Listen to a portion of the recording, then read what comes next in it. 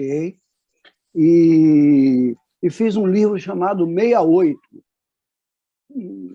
cujo principal poema eram as minhas recordações do ano de 1968. Está aí, ó. Você está aí com o livro. Que maravilha! Capa do Reza, para você ver quanto Reza está presente na minha vida. Né? E é um poema longo, mas eu consegui transformar esse poema numa espécie de um artigo de crônica que foi publicado no Globo, no ano de 1918. E eu leio esse poema com muita solenidade, digamos assim, porque nós que fizemos 68, e eu tenho o orgulho no currículo de ter sido um dos ativistas daquele movimento estudantil que rolou no Rio de Janeiro, em 1968, estamos voltando a nos reunir. Eu sei que em Brasília há um grupo, o Moa já me mandou, o Moacir de Oliveira já me mandou muita coisa a respeito disso. Eu acho que é o Hélio Dória que está tocando, junto com a Maninha, tocando esse grupo adiante. Aqui no Rio, eu tenho uma ligação com o deputado Chico Alencar, e a gente, nas passeatas contra o negacionismo e contra o fascismo, nas passeatas pelo impeachment deste que está aí, nós estamos sempre presentes. 68, 50 anos depois. Wapbabluna do Bakbembu. A linguagem do rock sacode o corpo enquanto o bonde segue seu elétrico balanço. Festivais da Record bulinam a massa, um temporal colorido e cabeludo relampeja. Sexta-feira sangrenta. Furor juvenil, chapa quente nas refregas. Aquela cabeça brasileira tinha 2 chafarizes esguichando sangue como lavas de um vulcão. O corpo tremelicava no chão, tapete roto no asfalto quente. 1 da tarde. Corríamos ruidosos por encarar bombas, tiros, cães, algemas. Cantávamos palavras de ordem com a força máxima dos pulmões. Último desejo da nossa jovem existência. Cada carro incendiado, um gol comemorado. Nunca saberemos quem era aquele transeunte moreno, alto, de terno malajambrado, tombado como jaca madura no quintal urbano da Avenida Rio Branco. Manchete de amanhã. PM teve cabeça esmagada por máquina de escrever. Lopes procura responsável pela chuva letrada na Avenida Rio Branco. A fúria azul dos jeans e dos tênis soltou-se pelo centro do Rio de Janeiro naquele pré-inverno. Escancaramento das consciências, ausências de medo e responsas, êxtases e demências, Miserenobis e Ho Chi Minh, Elvis e samba de raiz, jovem guardas vermelhos, guerrilheiros de teses e tesões. Braços erguidos das metáforas e peitos arfados de argonautas. Deus nos liderava nos fragmentos e o diabo tacava fogo no nosso rabo. Todos os sonhos ativados, chamas lançadas no redemoinho. Tudo a girar como um compacto simples em Sputnik bêbado. O som dos Beatles na vitrola, Tropicália e Zicartola, baseados e coquetéis molotovs. Tom Jobim versus Vandré. Hormônios em ebulição, espermatozoides alcoólicos à beira de um ataque histérico, e os cabelos a crescer em torno daqueles pintos desgovernados e vaginas libertárias. Não bastava só bastar. experimentar para provar as barreiras do impossível, as fronteiras do improvável, entre a esquerda festiva e a militância ideogrâmica, entre o sexo Cuba Libre e o grosso calibre sem nexo, entre o ato institucional número 5 e a passeata de 100 mil amores. 68, ano multiúnico, mutilador de calendários, impulso anti-horários, 68istas, univos, eis aqui nossa vida trocada pelos livros das faculdades e das escolas. O sol explode em guerrilhas. O primeiro grito pós-parto, o primeiro jato de esperma, a primeira cabeça raspada feita e encaminhada ao universo, a primeira passeata enterro, o cadáver ainda quente do secundarista Edson Luiz, nosso estandarte revolucionário. Abaixo a ditadura, fora o imperialismo, o povo unido, she loves you, yeah, yeah, yeah, yeah. A opção pela luta armada depois de um beijo na namorada. Aulas de marxismo, leninismo, stalinismo, maoísmo e ritmo de samba. Homéricos pileques com cachaça de ebó para Exu. A primeira senha, o sonho, a sina, Sabiá versus Carcará. A guerra popular de Limpial cercar as cidades pelo campo. Fim da inocência, nosso primeiro 69. Muito bom. Salve a geração 68. Um relato de uma época, né, que a gente espera nunca voltar. Bem, começando as perguntas, Clerton Evaristo. Muito obrigado.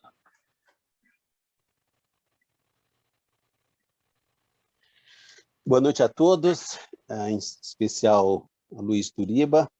Boa noite. Desnecessário aqui tecer os comentários sobre a qualidade de todo o seu trabalho, apenas como admirador, como leitor. Você leu agora um livro de um poema de um livro que eu pensei, vai ler o poema o que eu escolhi, mas felizmente não foi. É do mesmo livro, que é o 68, né? 68. 68. E compartilhando, eu não sei se o poema tem a ver com esse mesmo, ou se temos um ponto em comum aqui. Eu sou um cardiopata aí passando por algumas situações, venho passando por algumas intervenções há algum tempo, mas esse poema aqui, ele me fala muito, que é um poema que chama Aviso Prévio, do livro 68. Meu coração é uma uva, pulsa, explode, abusa, pluga. Meu coração é rebelde, vive ameaçando greve. Meu coração trapezista dá nó nas próprias tripas. Meu coração Mayakovsky, quanto mais sofre, mais love. O cardiologista dá as cartas. Todo cuidado, meu chapa. Ou se enquadra ou infarta. Lindo poema. A pergunta é, nesse momento tão triste que a gente vive, né, com uma ameaça presente e imediata de voltarmos àqueles tempos lá de ditadura, a poesia pode fortalecer e dar a coragem, a garra necessária para ir para a rua? É isso. Obrigado. Obrigado pela pergunta. Alguns poemas dessa parte cardíaca, digamos, eu tinha passado por uma intervenção cardíaca que me foi muito cara e tudo. Eu voltei a repetir nesse livro citado pelo Jorge, o Quitais, que tem um poema um poema gráfico, né, que diz bisturi, bisturiba. Então, foi uma experiência. Eu fui para o hospital e foi o meu limite de pertencer a um governo em Brasília e de ter trabalhado 3 anos seguidos com o Gilberto Gil. E chegou um momento que o coração não aguentou. Eu não tive infarto, não alcançou músculo. Eu fiz uma cirurgia antes para evitar chegar no infarto. Já tinha colocado stent, já tinha colocado coisa. E desde 2004, quando eu fiz isso, eu venho aguentando firme. Agora mesmo, depois um cuidado que eu tenho de ir ao cardiologista, medir tudo, fazer... Porque nós sabemos o tamanho e a importância de um coração funcionando e pulsando bem. Esse coração, ele continua pulsando, graças a Deus, e a poesia é um dos instrumentos, sempre foi, sempre esteve presente em toda e qualquer transformação. Eu considero que estamos fazendo uma poesia de resistência a esses tempos obscuros que tentam se aproximar e tomar conta de um mundo que nos pertence. A cultura nacional, a cultura brasileira, não é uma cultura de um governo, por mais que estes que estão aí, eu não gosto nem de dizer nome de ninguém, estes que estão aí, como o cara que está lá na Secretaria de Cultura, arrasando, os que estão dominando a Fundação Palmares, tentando esvaziar a Fundação Palmares de todo um passado de glória, de elaboração e de leitura da cultura negra no Brasil. Por mais que eles tentem, eles conseguem desmontar, mas não conseguem matar. O samba não morre. As rodas de samba não morrem, as rodas de resistência não morrem, as rodas de poesia não morrem. Nós que estamos fazendo essa live pelo prazer do poema, pelo prazer estético do poema, e este prazer é também um prazer da liberdade, o prazer da gente poder dizer, poder ler poemas como esse, estar questionando coisas desse tipo. Então, eu fico com um olho na missa, outro no padre. Eu estou atento. E a minha resistência se deu muito através deste livro, que é feito 1 a 1, com capa de papelão, quer dizer, tem um caderno que eu rodo em casa, a minha editora, a Luca Andrade, tem essa magia de fazer coisas incríveis, quer dizer, a capa sou eu que faço dentro de uma oficina de papelão, e a gente já chegou a 150 exemplares. E agora eu pretendo, porque eu estou com um novo projeto se avizinha, eu pretendo, daqui para setembro, outubro e tudo, fazer mais 50. Então, eu faço por safra de 10 poemas. E este poema, alguns eu ofereço a pessoas, outros eu coloco à venda. As pessoas me ligam, me pedem, me encomendam e chega. Até agora não falhou um. Acompanho tudo pelo correio, porque coloco registrado e a pessoa recebe lá. Então, fazendo um momento de publicidade, é poesia de resistência, poesia de reciclagem, poesia de denúncia e poesia de saudação. E eu queria ler para você um poema que é um poema que fez o meu coração ficar muito bem, um exercício de yoga que eu aprendi a fazer quando eu tive que passar por recuperação. Você sabe que uma cirurgia do coração, você fica uns 3 meses até voltar à sua plena forma. Já passei por 3. Por 3.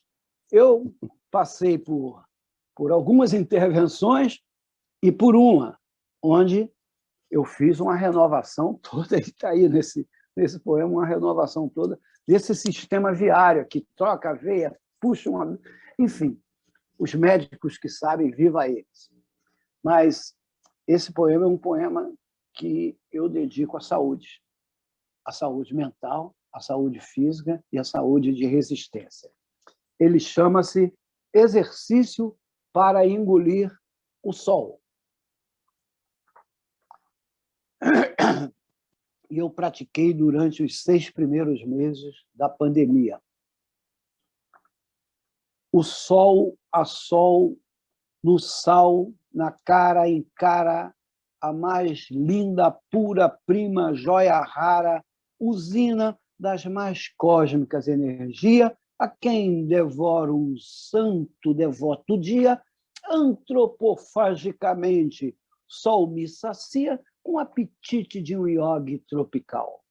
Rendo-me a ti, aos teus, ó Deus das crias, o rei dos sem fins, estrela alto astral, em tua aura de ondas, lavas explosivas, aquecem, matam, surtam e a tudo livra. Viva, viva, viva o sol, viva, viva, viva o sol. Humilde seja, sente-se silente e nua, erga teus braços à luz, rumo da rua, embaralhe, ó raios dedos, em harpas, feixes de luz escapam, passam no ar e fluem, é hora de abrir e arreganhar a senha, língua para fora, tipo Rolling and Drones. Bola de fogo a invadir feitiço insone, louco tecendo teias de raio nas veias, chamam em flor salivas, amígdalas, até o gigante acomodar o calor por entre as sílabas. Viva, viva, viva o sol, viva, viva, viva o sol, na ternura da tua profundíssima garganta, boca em alerta.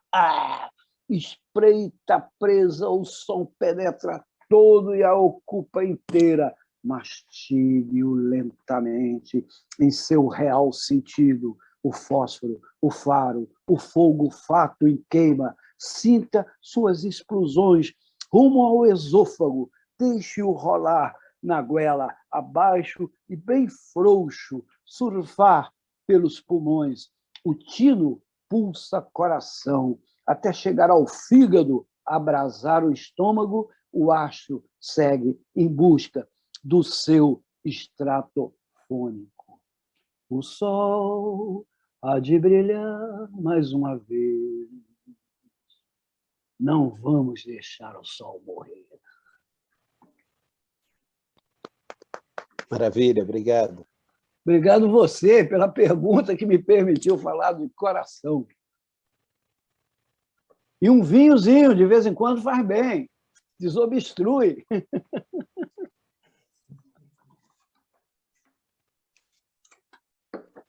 Que cor tem meu coração? Quando paixão é vermelho, quando razão é listrado, quando serena é azul, quando ama quase cego, se no samba é verde-rosa, na torcida é rubro-negro. Que cor tem meu coração? Que cor tem meu coração? Se estressado é sem cor, fica encardido, sem graça, não sorri, quase não fala, fica opaco e sem espaço, sem pulsação, sem compasso, fica pálido e quase para. Que cor tem meu coração? Que cor tem meu coração? Quando alegre é arco-íris, se macho é quase roxo, sexta-feira veste branco para saudar Oxalá. Na Bahia é multicor, só depende do orixá. Que cor tem meu coração? Que cor tem meu coração? No Rio é o sol de Ipanema, em Brasília é um mar no céu, em Goiás, piqui com arroz, no Recife é o som do frevo, em São Paulo é cinza breu, sempre acorda mais cedo. Que cor tem meu coração? Na verdade, é transparente, como tintas de alimentos que rolam em suas artérias, mas tudo nele leva cor, pois é pintor das matérias que materializam o amor. Que cor tem o meu coração? Marcos Fabrício! Muito obrigado, Jorge. Vamos aí. Meu caro Turiba, boa noite. Ah, que bom que você está aí, Fabrício. Gratidão. Os três mal Obrigado pela sua amados, presença. eu agradeço. Também quero dar uma boa noite especial aos três mal amados, todos que estão aqui presentes e todas que estão aqui presentes. Amo vocês e quero muito agradecer pela oportunidade única de ser feliz de verdade. Com vocês eu sou feliz de verdade. O resto é fingimento, farsa. É bobagem. E bobagem e farsa não tem nada a ver com esse cidadão do mundo chamado Luiz Turiba, esse cara que consegue inventar a alegria dentro da gente quando a tristeza resolve perigosamente fazer algum tipo de residência no nosso corpo. E eu quero primeiramente dizer, Turiba, que você é um modificador de estados de espírito, viu, meu amigo? É uma alegria, um carisma muito especial da sua parte, e você esbanja, né, simpatia, jogo de cintura, inteligência e sensibilidade com os seus escritos. Inclusive, eu me identifico especialmente com... Primeiro, acho que é o hino da expressão da alteridade no Brasil. Ou a gente se reúne, ou a gente se extingue. É o hino da alteridade no Brasil. Quem fez isto? Luiz Turiba. Acho que me permito um outro achado da sua lavra, meu amigo. Os acomodados que se mudem. Apague os faróis. Acenda a luz interna. Intensifique-se. O nome do autor dessa proeza, Luiz Turiba. Amigo, em torno desses poemas que eu destaquei, dentro de toda uma levada que você muito bem produz de versos ao longo desse grande tempo, que é o tempo rei, você poderia, por gentileza, tecer as suas considerações sobre as possíveis relações que a literatura pode ter com o autoconhecimento? Para você, a literatura também tem, né, esse poder de chegar ao exercício que você busca, de se conhecer melhor e, por extensão, conhecer melhor o mundo?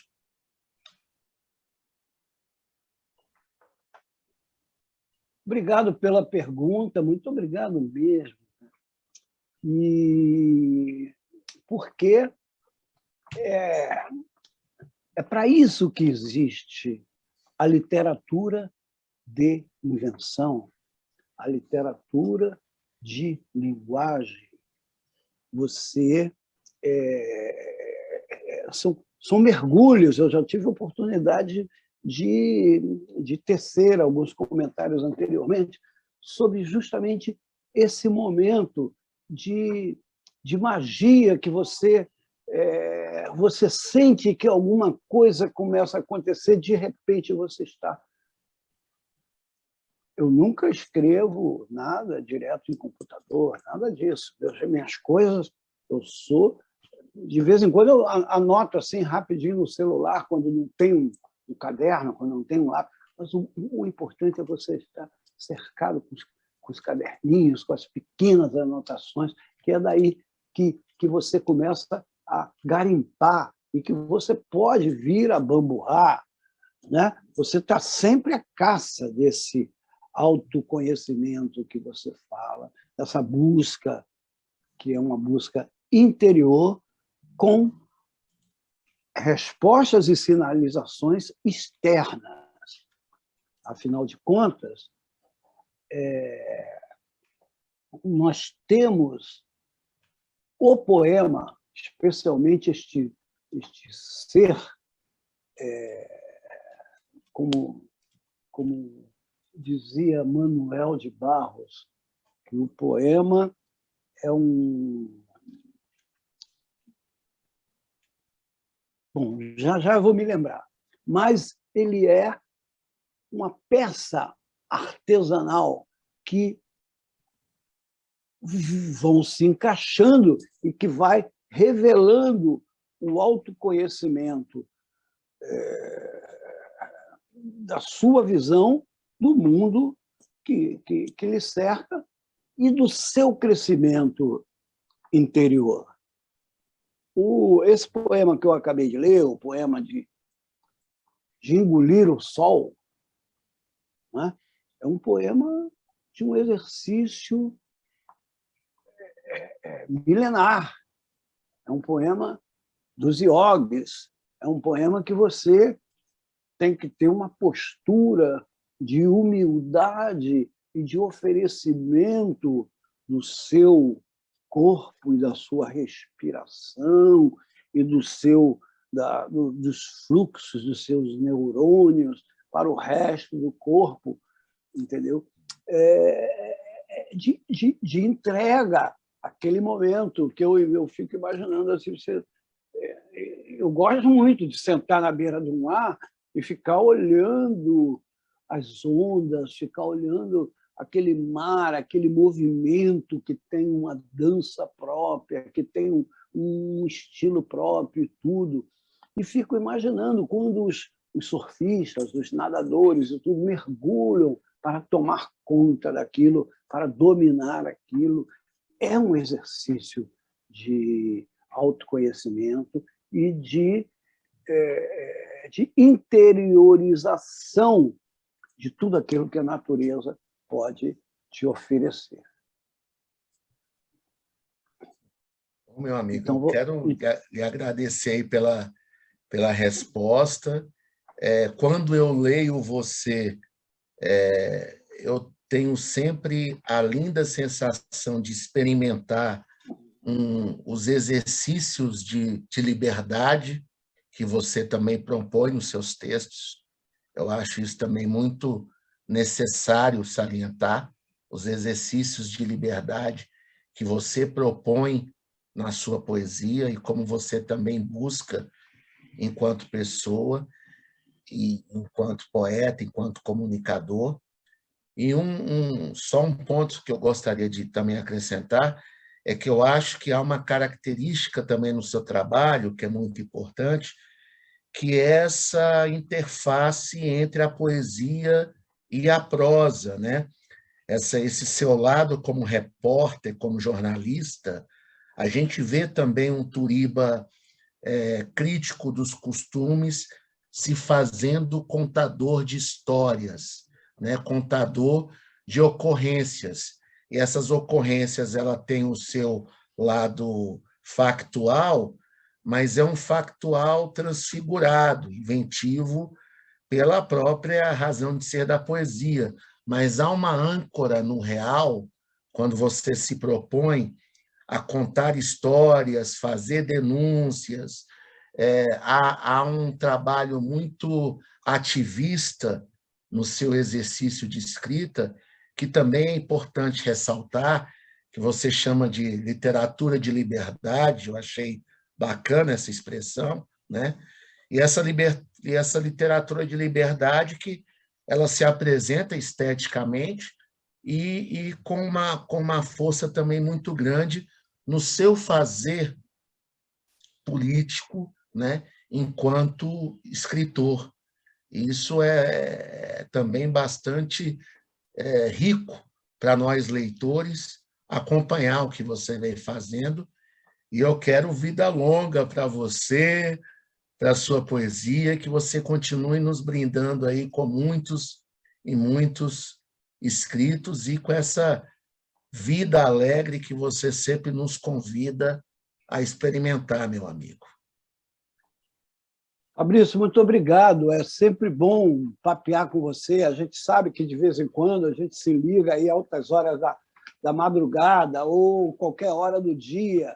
Enfim, continuo gostando desse tipo de coisa, quando você vem com a ideia para cima de mim ou quando eu vou com a ideia para cima de você. Mas eu queria lhe dedicar um poema.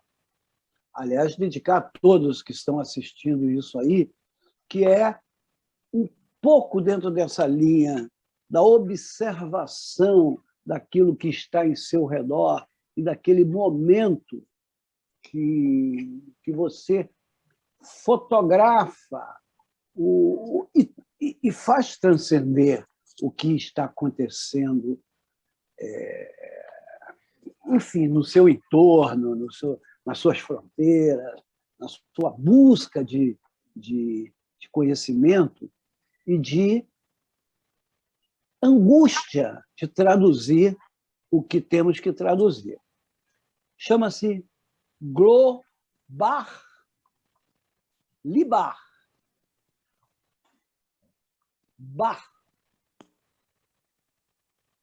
3 letras que bebem sem parar. Enquanto o mundo pulsa fragmentos numa verdadeira CPI da existência, Giuliani é estraçalhado mortalmente por um míssil a queima-roupa, terra-ar. A guerra nas estrelas sangra o asfalto. Então, todas as feridas estão expostas. Como é bonita a voz de Bono em Walk On. Os sem-terras são, assim, tão pós-modernos. Esta calcinha fashion, biche, é tira-sono. Assim na terra como no céu, tudo é inferno. Na favela, trabalhador, criança, avião, soldado, invada. Aqui e lá está tudo armado, tudo dominado. Loves, parades, rebeliões de encapuçados, massacres, epidemias. Onde fica a ONU? A dialética nessa tal de guerra ética? Ah, se eu tivesse nascido um Bambambam, um Rivaldo, uma Xuxa, um Lula, um a mais, um traficante general, punk, perna de pau. Para Niemeyer, W. Bush é um esgoto. Quem sabe seria eu o instrumento do jornalismo, da poesia, ciência? Um ovo. Quando teremos nova guerrilha na FEBEM? Por que não protocolam logo o protocolo de Quioto? No céu, um jato rasga a mata azul de ozônio. Abaixem-se, lá vem um jipe em marcha ré. Os neonazistas atacam e ateiam fogo, e eu aqui, heterônimo do poeta Zé Limeira, um vento que balança as praias fofoqueiras, que de tanto versejar morreu afônico. Pois então, enroladíssimo nos fios de espionagem, satélites, HIV, G8, New York Times, Chernobyl, Êxodo, IRA, Greenpeace, mais uma bomba. Meu Deus, o que foi que eu fiz? Global Libar é discutir a terra no bar, banalizar o bar, libar em taças espumantes, embananar com teses raras e arfantes os rarefeitos que causam as balas perdidas ao encontrar nossos corações errantes. Um dia te levo ao motel Carandiru e lá banco uma noitada no pavilhão 9. Afinal, sou um afrodescendente, sou transcendente, sou um negro brasileiro bonito às pampas, um índio, um vira-lata, um puro-sangue, judeu, gay, lésbica, paraplégico, sou cigano. Ali no fronte, um soldado faz sua guarda. No jardim, a flor aflora. Que importa a guerra? O poder na ponta do fuzil Diz Mao Tse-tung, o poder é um cheque do FMI, tango argentino. Milhões são excluídos, chinos, latinos, milhões estão nas ruas e fazem a cena. Caramuru, Raoni, Juruna, Marcos Terena, Zumbi, Pelé, João Cândido, Carlos Moura, Bené, Caó e Abdias são afros bambas. E eu vou levando o planeta em rodas de samba. Preconceito racial é a negação do ser humano. Ninguém afronta. Fecha o pano e enrola essa conta.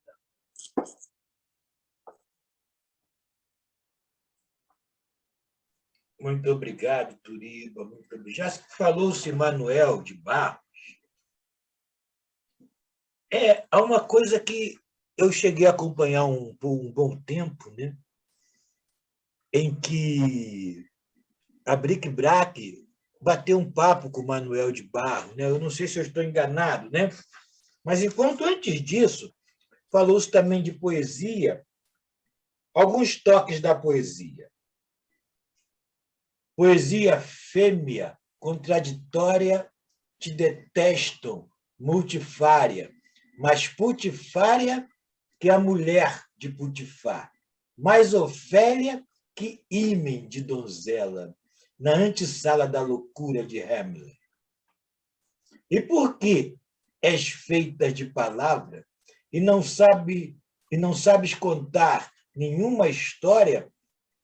E, por isso, é poesia, como Cage dizia, ou como Augusto, que a flor flore, o colibri, colibris, e a poesia, poesia. Ode explicativa em defesa da poesia no dia de São Lucas de Haroldo Campos. Bem, o Manuel de Barros falava que a poesia não foi feita para entender. Para entender é parede, seja árvore, né? E isso ele perde exatamente um estranhamento. Eu queria que você conversasse um pouquinho, falasse um pouco, né? Como é que foi esse contato com o Manuel de Barros, que a Bric Brac maravilhosamente teve com Cartas Trocadas, né? Que foi uma sugestão do nosso querido também poeta, né, que merece toda a reverência do mundo, chamado Reinaldo Jardim. Essa é uma história.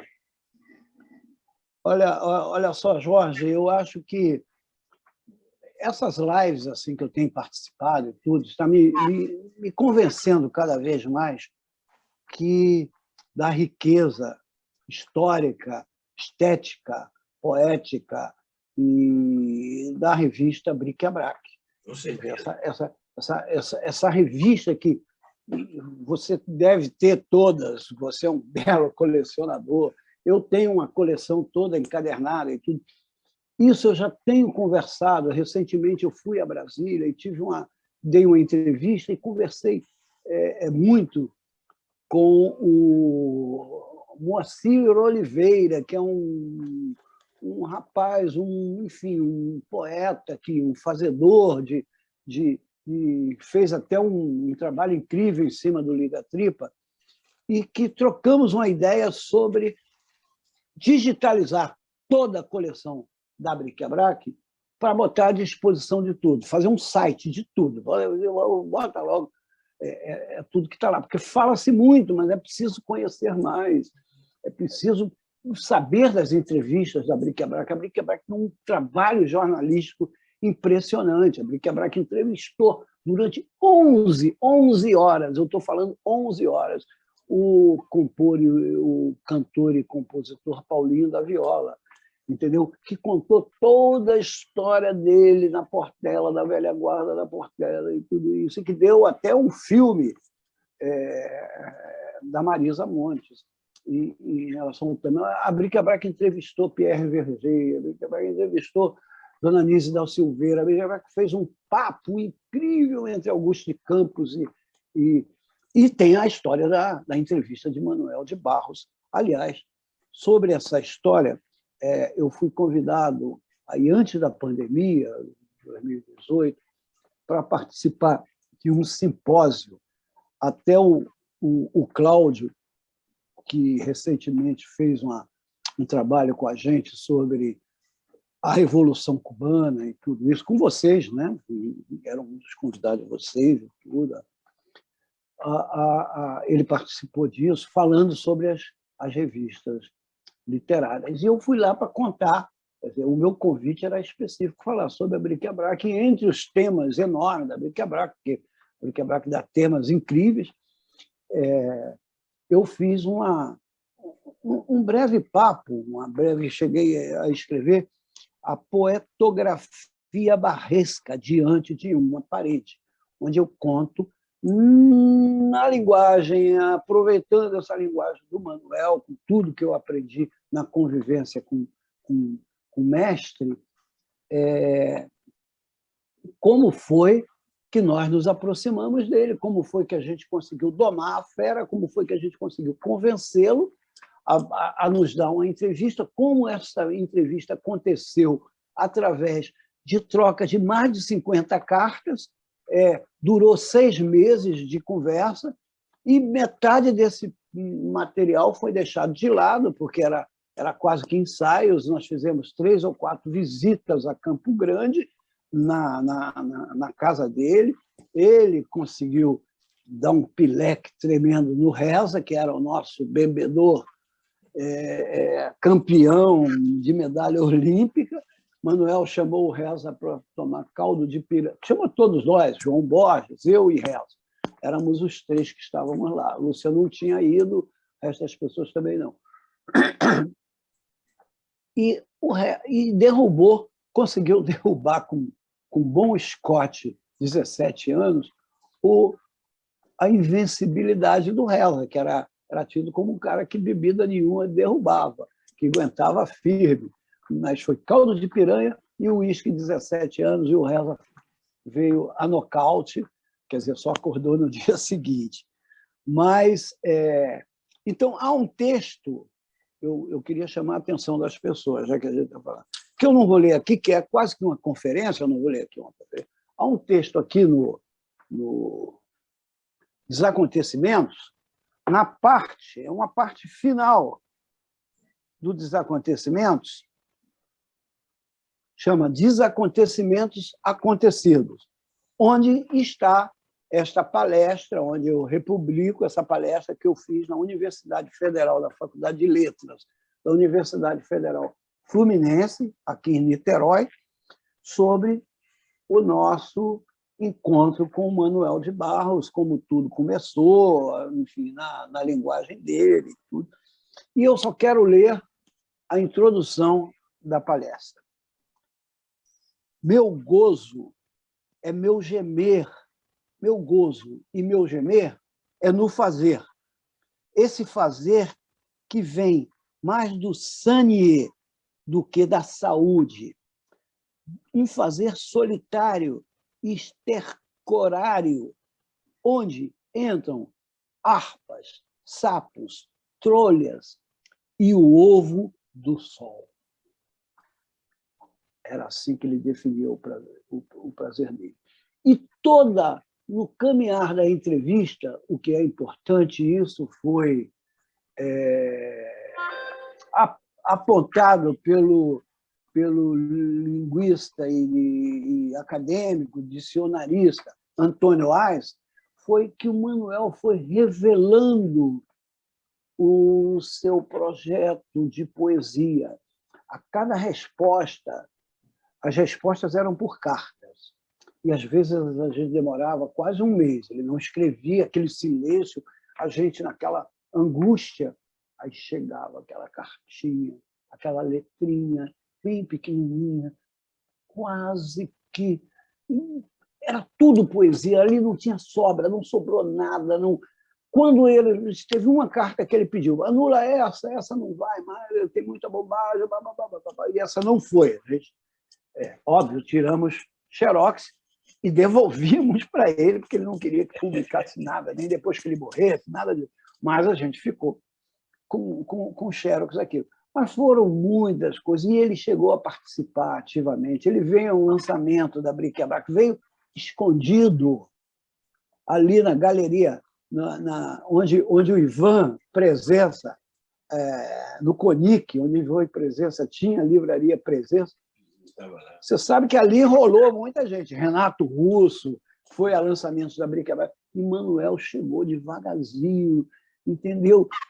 Silenciosamente. Quando descobriram que ele estava lá, o velhinho saiu fora, falou: não vou ficar por aqui, não, porque ele ia roubar o lançamento da revista, né?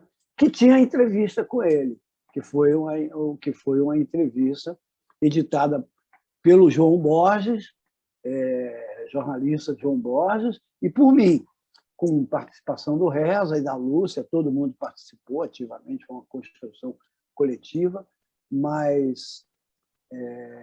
Então, esse meu papo, que está aqui no... Quem tiver esse livro, está aqui, que vai contando tudo. Enfim, vai dizendo de uma forma poética, para não ser chato perante aqueles alunos que foram lá assistir a conferência, vai dizendo como se desenvolveu esta entrevista, né? Deste amigo que eu vou levar para o resto da minha vida, seus ensinamentos. Obrigado, Turino. E ele que dizia, o poema é, antes de tudo, um inutensílio. Sim. É meu amigo comum. Então, muito obrigado, Turiba. Eu quis puxar, porque eu acho que a Bric-a-Brac, a revista, talvez, desses últimos tempos, estou falando do século passado, mas posso falar tranquilamente desses últimos tempos que falou-se de poesia, que trouxe um diferencial de poesia. Depois disso, eu, pelo menos, não conheço revista nenhuma que tenha o tratamento não só gráfico e poético como a Bric-a-Brac, né? Eu espero que esse projeto de ter à nossa disposição na internet seja realizado com sucesso, né? E até uma Bric-a-Brac eletrônica, né? Você podia pensar seriamente nisso, né? Mas, Jorge, tá no final. Só para te dar uma ideia, a Bric-a-Brac ela se concretizou em 6 edições de revistas. Você mostrou um aí, eu tenho em algum lugar guardado em algum lugar muito bem guardado, uma coleção completa, encadernada e tudo isso. Ela fez 5 livros de poesia, pequenos livros. Ela fez um catálogo de serigrafia. Isso é importante a gente saber. Encomendado, sabe por quê? Pelo ministro da Cultura da época. A gente tinha um ministro da Cultura que substituiu o Antônio Aras, chamado Celso Furtado. Sim. Entendeu? Um ministro que encomendou um caderno. Vem cá, nós vamos mostrar para ele. Por que vocês não fazem isso? O Ministério tem uma verba aí, a gente paga aí, nós fizemos um catálogo. E esta exposição, que foi uma exposição de 20 anos da Bric-a-Brac, cujo catálogo é maravilhoso, é quase uma Bric-a-Brac, sim, leva... Aqui está a marca registrada do Reza, que era ele que dava esse tipo de cara para a revista, entendeu? E ele que merecerá, se essa Bric-a-Brac for toda, porque tudo isso nós temos que editar, não só as revistas, mas tudo que acompanhou, os comentários. A minha ideia é ter um artigo para cada revista, dizendo como é que aquilo foi feito, como é que surgiu a ideia de entrevistar o Midley, e como é que o Midley entrou para a Academia Brasileira de Letras por conta da entrevista que ele deu para a Bric-a-Brac. Entendeu? Tem histórias incríveis. Muito obrigado, foi legal, eu falo para caramba, vocês me dão um espaço, foi super legal, E um beijo a todos que tiveram a paciência de assistir até o final. Isso aí. Aguarde. Vamos para as nossas considerações finais. Luciana Barreto, Valeu. Considerações finais. Foi uma daquelas noites, né, digamos que ensolaradas.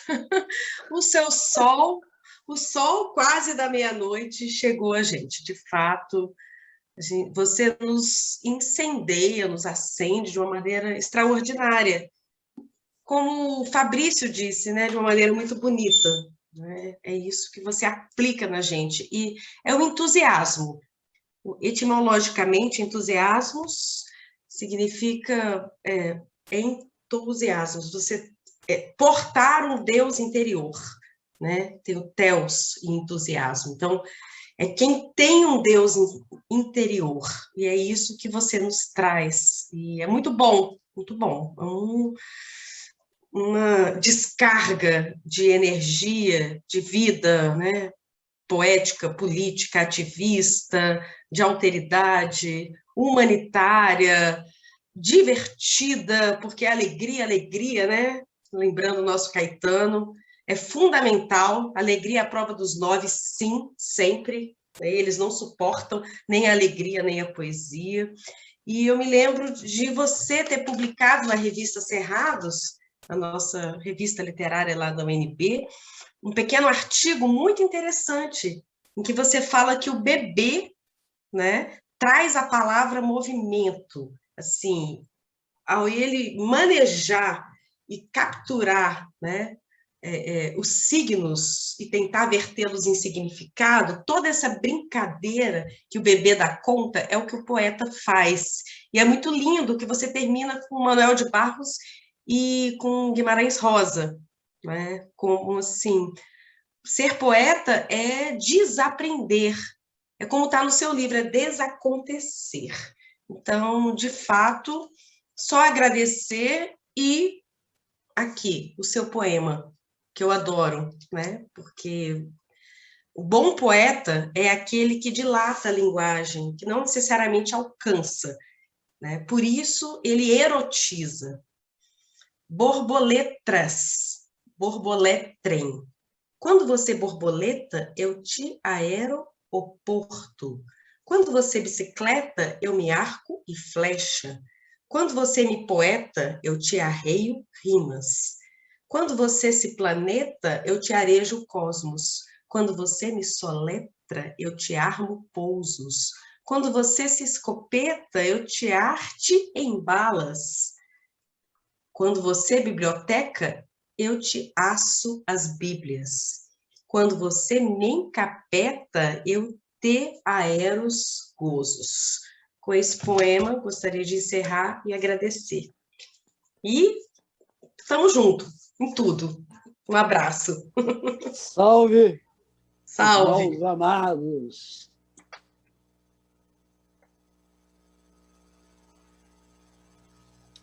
Jorge, sou eu, né?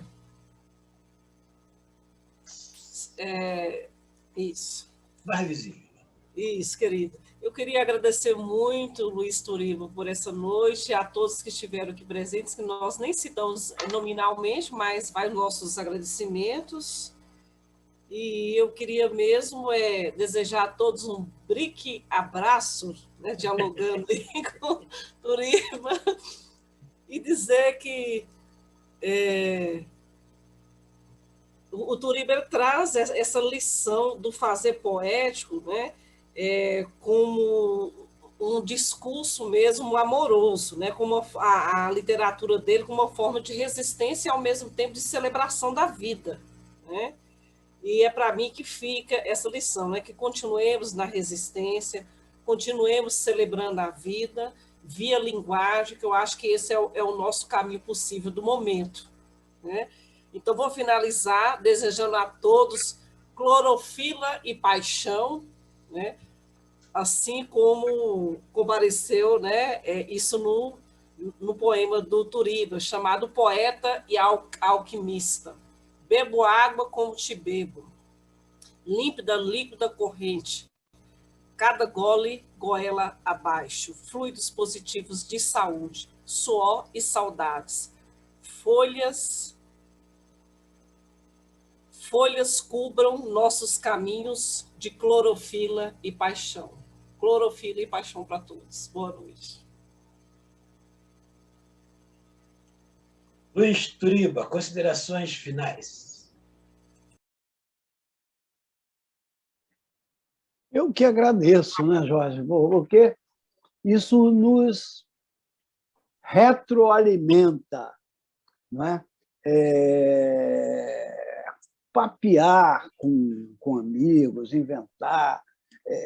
É como se você estivesse, enfim, num bar, Global Bar, não é? Papeando sobre sambas antigos, lembrando coisas do Cartola, lembrando do samba, que é uma das coisas que eu adoro. Aliás, falamos pouco dessa coisa que eu amo, que é compor músicas e composições de samba e tudo isso, mas não tem tempo para tudo, a gente estava concentrado na linguagem. Então, te agradeço demais estar com essas pessoas, com esses mal amados, bem amados. Para mim foi, meu coração está pulsando de alegria, e isso é que importa. Nós não podemos perder esta intenção de ser alegres, de realizar, de melhorar, e chegou a hora dessa gente bronzeada mostrar seu valor.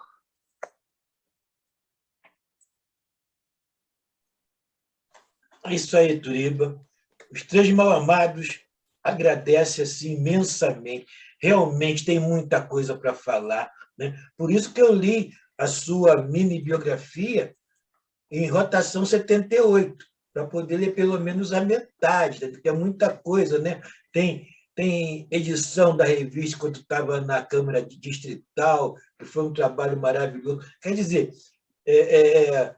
como nós temos aqui um pesquisador, o Elcio de Toledo, essas revistas que tinha na Câmara é um relato histórico da poesia e da literatura de Brasília, né? Naquela época da primeira Câmara Distrital de Brasília. Foi um trabalho magnífico, né? Mas, quer dizer, tem muita coisa que a gente teria que fazer o Luiz Turiba 2, né?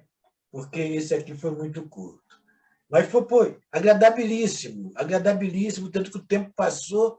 Se não fosse aqui uma espiã mandar, a gente não vai para o finalmente, não, a gente não ia ver a hora passar. Queria agradecer muito, Turiba, quer dizer que nós estamos sempre à disposição para que você quiser, né? É um poeta que você realmente é brasiliense, carioca, pernambucano, eu chamo de universal, que você trabalha com uma poesia universal, né? E vamos pensar seriamente, gente, 100 anos de semana 22, é hora de fazermos outra semana. Um século de 22 já é muito para a poesia.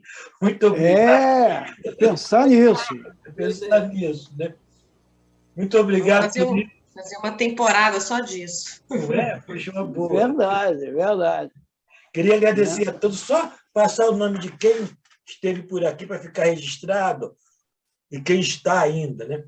Core Bolívia, Clerto Evaristo, Fabiana Maria Rezende, Tanucci, o Josafá, que está dodói, mas apareceu aí, Luca Andrade, Nádima, Lia, Clerton, e, além dos Três Mal-Amados, Marley Frois, Luciana Barreto, Jorge Amâncio.